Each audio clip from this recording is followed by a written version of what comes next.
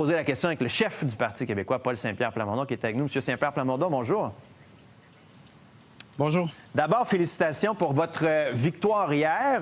Je vous demanderai de jouer un peu à l'analyste. Qu'est-ce qui explique la victoire d'Alex Boissonnault dans Arthabasca? Bien, ce qui est évident, c'est une volonté de changement, mais tellement claire, là. Donc, la CAQ obtient seulement autour de 7 alors que la CAQ obtenait plus de 50 il n'y a pas si longtemps. Donc, ça, c'est limpide. Ensuite, se poser un choix, comment s'exprime la volonté de changement. Il y avait deux options, celle d'Éric Duhem et celle d'Alex Boissonnault, des styles complètement différents. Et les gens, je pense, ont fait le choix du meilleur candidat, d'un bon député qui a démontré la maîtrise des sujets et un style de politique très constructif, très rigoureux. Les gens ont choisi ça pour envoyer un signal de changement. Et ça permet au Parti québécois d'avoir un pilier de plus dans notre objectif, d'avoir une offre politique très solide, capable de remplacer la CAQ et de former un gouvernement dans un an. Avez-vous déjà décidé de quel dossier M. Boissonnault va s'occuper? Oui, j'ai une idée, mais c'est pas une discussion qu'on a eue ce matin à 8 heures. Donc, Okay. Disons que c'est très chargé, là. C'est très émotif. Personne ne pouvait prédire le résultat de cette élection parce que le taux de participation est spectaculaire. Et mes salutations aux gens d'Arthabasca. La CAQ a essayé de décourager la participation et la réponse a été on ne peut plus limpide, on ne peut plus forte. Mais ça faisait en sorte qu'on ne pouvait pas vraiment savoir quel serait le résultat. Donc, chaque chose en son temps ce matin. Quelques entrevues, le temps de se remettre de toutes ces émotions-là, mais surtout la satisfaction d'accueillir à l'Assemblée nationale quelqu'un d'intègre, qui travaille bien et qui va faire un excellent député pour Arthabasca-l'Érable. Ça, j'en suis absolument convaincu. OK. Bien, je regardais la carte, puis il y a quelque chose d'intéressant, M. Saint-Pierre Plamondon, parce que la partielle dans Jean-Talon, c'est la région de Québec. La partielle dans Terrebonne, c'est le 450, la banlieue de Montréal. Là, on est dans le centre du Québec. Le taux de participation est élevé. À quel point vous pensez que ce résultat-là se répandrait dans le reste du Québec si on avait une élection générale aujourd'hui? Je ne sais pas. Je ne ferai pas de présomption. Simplement, il y a une capacité du Parti québécois à rassembler et donc une capacité du Parti québécois à bâtir une option solide.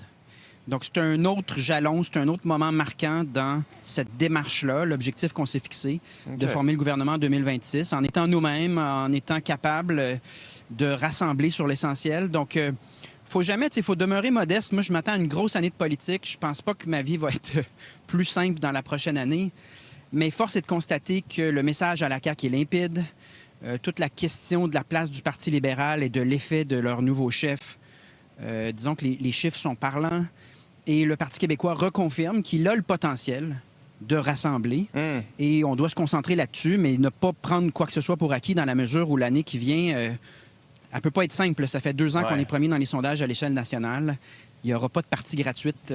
Donc, on en est conscient. Puis, on va rentrer à l'automne avec la volonté de travailler fort et d'être constant dans cette qualité de travail. L'enjeu de la souveraineté, on en a parlé brièvement lorsqu'on a fait le débat, nous, la semaine dernière à LCN. Mais Alex Boissonnault a dit qu'il allait avoir une discussion, mais je l'ai surtout senti un peu mal à l'aise, comme si c'est toujours ça qui se passe au Parti québécois. Vous l'avez promis, ce référendum-là, vous êtes souverainiste, vous êtes indépendantiste, vous l'avez dit. Mais là, est-ce que cette année, on va en parler? Allez-vous l'assumer? Allez-vous nous dire à quel moment on va faire un référendum? À quoi on s'attend? Est-ce que c'est vrai que vous en voulez vraiment un si vous formez le gouvernement? On a été très, très constant. Moi, ça va faire 5 ans que je suis chef du Parti québécois cet automne. Et on a été toujours très constant là-dessus. Donc, consulter les Québécois dans une fenêtre de 4 ans et se servir de notre jugement quant au moment approprié, créer un espace de discussion qui, quand même, donne des résultats. Le dernier sondage CROP place l'indépendance à 44 avec les jeunes en faveur à 56 Donc, on ne parle plus d'une idée marginale ou d'une idée qui n'a pas sa place. Puis moi, j'ai trouvé qu'Alex Boissonnault a mené un très bon débat dans le cadre duquel, avec les électeurs d'Arthabasca... Ma question, M. Saint-Pierre Plamondon, c'est pas tant que M. Boissonnault est bon ou pas, c'est qu'il y a eu... On le sentait pas. Ah non, c'est une discussion, je vais en parler à mon chef. C'est une discussion. évidemment que c'est une discussion. Puis avec les électeurs d'Arthabasca, là, moi, j'ai fait du porte-à-porte beaucoup, puis je m'en cache pas. Sur les fondamentaux, les constats de la société québécoise, on était exactement au même endroit. Mais pour certains électeurs, puis je les comprends, je suis vraiment pas en opposition avec eux. Certains électeurs me disent, ben là, avec Donald Trump, comment tout ça va se dérouler? Puis essentiellement, on a répondu exactement ce qu'Alex Boissonneau en a dit. Nous, on veut un espace de discussion. Si vous trouvez qu'on est intelligent et qu'on a de l'allure sur l'ensemble des sujets, bien, dites-vous que les chances que notre idée qu'on doit réaliser l'indépendance si on veut un avenir linguistique et culturel puis rapatrier les milliards qu'on envoie à Ottawa pour nos services essentiels, cette discussion-là est probablement aussi pertinente que le reste de notre travail. Tant qu'on a cet espace de discussion-là, et clairement, là, Alex Boissonneau, c'est un député indépendantiste, il vient d'obtenir 47 %. Donc, ce n'est pas un frein à voter pour le Parti québécois. Notons donc que l'argument de peur du référendum porté par le PCQ et le PLQ n'aura pas fonctionné.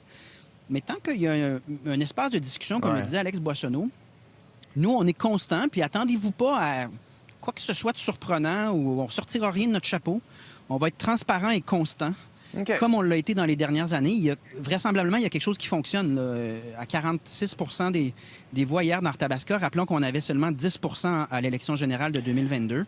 Et je tiens à souligner qu'on est reconnaissant, juste de passer ce message-là, qu'on remercie les gens d'avoir fait ce choix-là.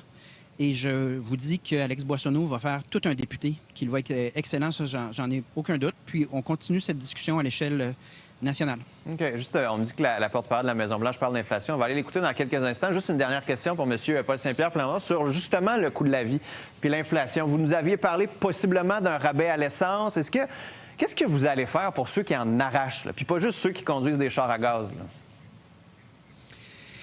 Première chose, crise du logement. Là. Tant qu'on aura un déséquilibre important entre les seuils d'immigration et notre capacité de construire, les maisons et les loyers vont augmenter. Et ça gruge beaucoup du revenu disponible de la famille ou de la personne de la classe moyenne.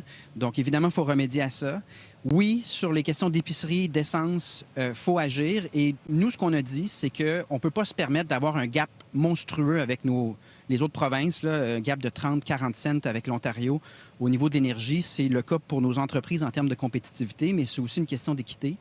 Donc, on a une palette de façons d'intervenir qui sont pas mal plus intelligentes que d'abolir le marché du carbone, parce que ça nous coûterait entre 3 et 5 milliards en rachat d'émissions. Il n'y a aucun sens à faire ça. Mais on va intervenir parce qu'il y a un moment donné, il faut entendre... Moi, à force de faire du porte-à-porte, on se rend bien compte que les gens voient leurs revenus à peine augmenter pendant que le coût de la vie augmente de manière démesurée, particulièrement les retraités. Leur pension, elle ne change pas, là. Donc, oui, ça fera partie de notre plateforme électorale en 2026 en fonction de l'évolution de ces prix-là. Mais on le prend très au sérieux, de la même manière que les services à la population. Si les gens paient leurs impôts et leurs taxes, il faut prendre très au sérieux l'obligation de livrer la marchandise parce que sinon, les gens, à juste titre, en ont soupé. Surtout quand ils voient du gaspillage comme à la CAQ en ce moment, là, sur une base régulière. Paul Saint-Pierre Plamondon, merci d'avoir été là. On va se reparler, bien sûr, au cours de la prochaine année qui risque d'être assez occupée en termes de politique québécoise. Au plaisir. En effet. Salut. À très bientôt.